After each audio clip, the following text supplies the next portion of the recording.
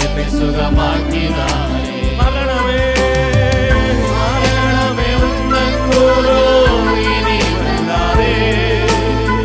பாதாளம் ஒருபோதும் மேற்கொள்ளாதே. மரணமே உந்தன் கூரோ இனி வெல்லாதே. பாதாளம் ஒருபோதும் மேற்கொள்ளாதே. சுகவீனம் ஒருபோதும் மேற்கொள்ளாதே.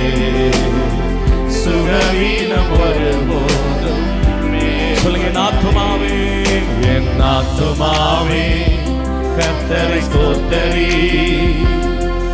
என் முழு உள்ளமே அவர் நாமத்தை ஸ்தோத்தரி.